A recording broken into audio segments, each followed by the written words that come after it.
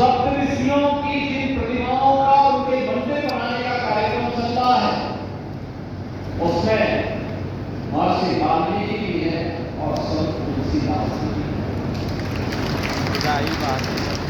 इसके साथ ही वहां पे भगवान राम के पूरे अभियान की पहली प्रधानी गिरिराज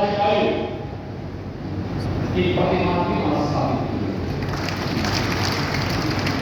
भगवान राम जब वनवास के लिए जा रहे थे तो सबसे पहले उनके सहयोग के लिए कोई खड़ा हुआ था तो निषाद राज हुए थे। निषाद राज को भी वहां सम्मान दिया गया है। निषाद राज के नाम पर वहां के जितने भी रेल बसेरा बन रहे यात्री विश्रामालय बन रहे सब निषाद राज की वन में रहते हुए जब माता सीता को ढूंढने के लिए भगवान राम गए, जंगलों में भटक रहे थे, उस समय कहते हैं गौतम ऋषि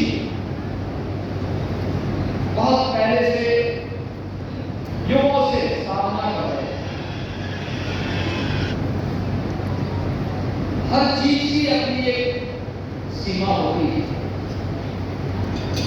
गौतम ऋषि को जब आया कि आप उनको बहुत अधिक दिनों तक भौतिक देह से नहीं रहना है तो उन्होंने अपनी शिष्या जो वनवासी उनको कहा कि अब मेरा समय आ गया है, मैं तो जा रहा हूं, तो मेरे आश्रम की देखभाल करते हैं। तो भिल्ली सबरी ने अपने गुरु से कहा, गौतम ऋषि से कहा गुरुदेव आप जा रहे हैं, मैं तो आपकी सेवा में इतने वर्षों से हूं, अब मैं क्या करूं, मुझे भी अपने साथ दे दीजिए। कहा नहीं, तुम्हें भी रहना है। कहा कैसे और कब तक? उन्होंने कहा तुम्हें राम भक्ति के लिए अपना जीवन कराना है। कहा राम भक्ति के लिए? कहा हाँ, श्री विष्णु के एक विशिष्ट अवतार के रूप में भगवान राम एक धरातल पर विराजमान होने जा रहे हैं, अवतरित होने जा रहे हैं, और जब वह आएंगे तो वह इस वन में अपनी पत्नी को ढूंढने के बहाने आएंगे। उस समय उनकी सेवा करने का तुम्हें सौभाग्य प्राप्त होगा, दर्शन करने का सौभाग्य प्राप्त होगा।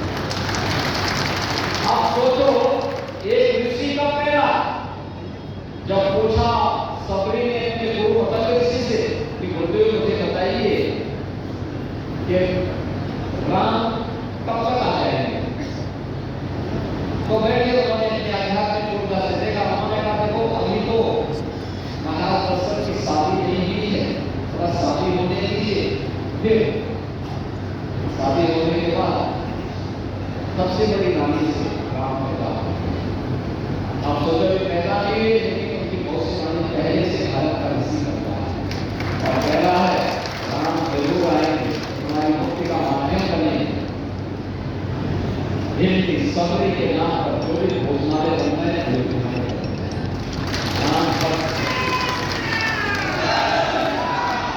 भारत की परंपरा इसी प्रकृति का उजागर करती है और इसीलिए जब हमें अवसर प्राप्त हुआ हमने प्रधानमंत्री की अनुकंपा से जब गाजीपुर जनपद को मेडिकल कॉलेज मिला तो हमने कहा कि इसको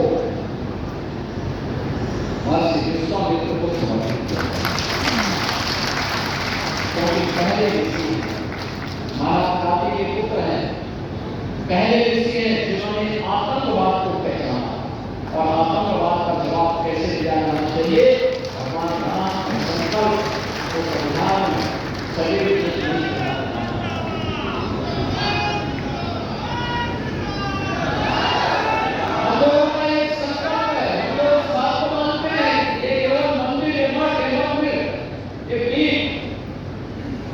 केवल हमारे कर्मकांड और उपासना विधि के माध्यम से नहीं है, यह हमारी आध्यात्मिक ऊर्जा के साथ साथ राष्ट्रीय एकता के लिए आधार स्तंभ है। देश को एकता के सूत्र में बांधने के बाद जब समाज में जाति के नाम पर बांटने की